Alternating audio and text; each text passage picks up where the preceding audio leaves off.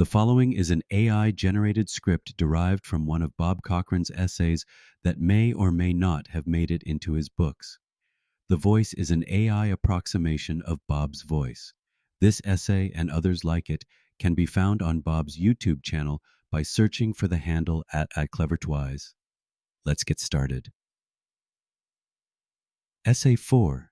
Adventures in Timeline Surfing. When I first heard about the Mandela effect, I thought it might have been just mass misremembering.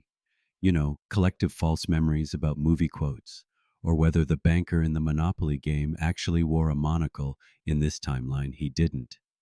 But after diving deep into the nature of consciousness and our hyperdimensional reality, I've come to believe we might be dealing with something far more fascinating than just faulty human memory. What's interesting is that most of those who seem to be noticed timeline shifts test as INF, or introverted, intuitive, and feeling on the Myers-Briggs personality test. While writing about this in my book, I had one of those moments that made me question everything. I was documenting timeline jumping experiences when my word processor suddenly reported that my book was about 300 pages longer than it should be.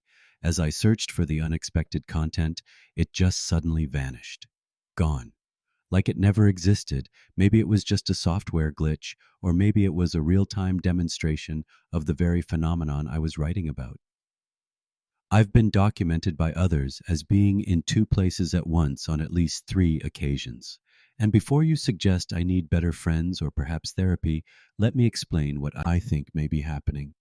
We exist in infinite parallel timelines, all occupying the same space at the same time, like hundreds of cable TV channels sharing the same wire.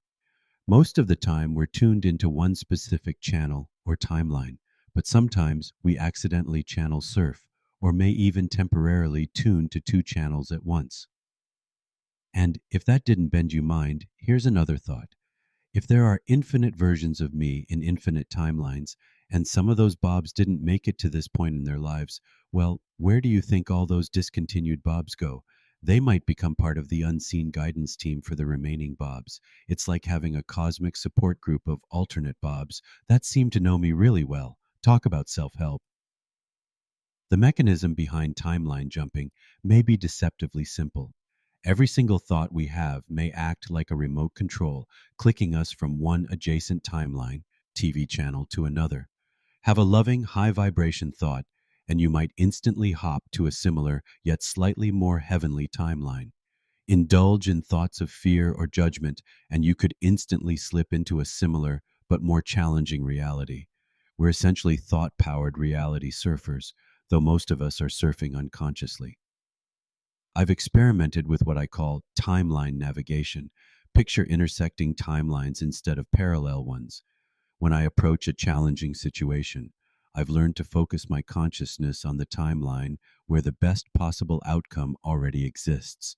It's not about forcing change through willpower, but about steering toward the reality where things unfold more gracefully.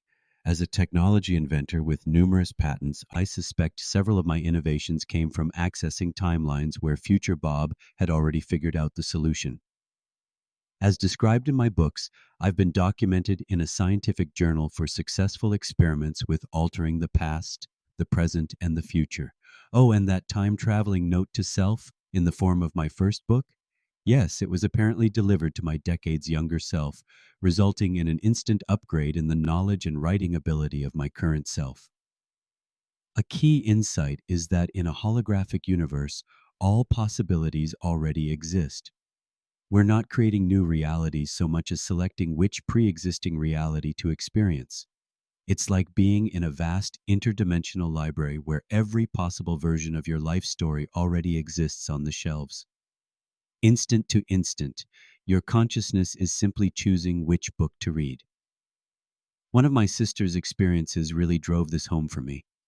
During a meditation retreat, she opened her eyes to find herself in what seemed like an alternate timeline, where everything was similar, but different. Her journal suddenly had a butterfly print, her pen was a different color, her clothes were different, and even the house decor had changed. She closed her eyes and went back into meditation.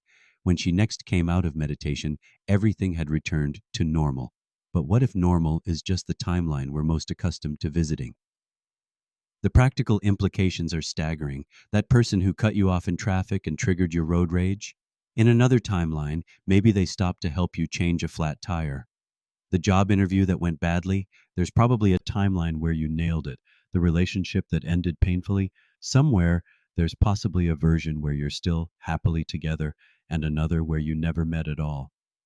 But here's where it gets really interesting and slightly terrifying. As we progress deeper into what I call the shift toward higher consciousness and a thinner veil, our thoughts are becoming increasingly powerful. The time delay between thought and manifestation is apparently shortening. What used to take years to materialize might now happen in much less time.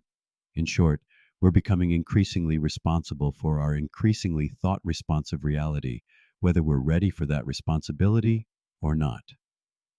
Increasing Mandela effects might be evidence that timeline jumping, or perhaps just noticing the jump, is becoming increasingly common, or that the barriers between adjacent timelines are thinning.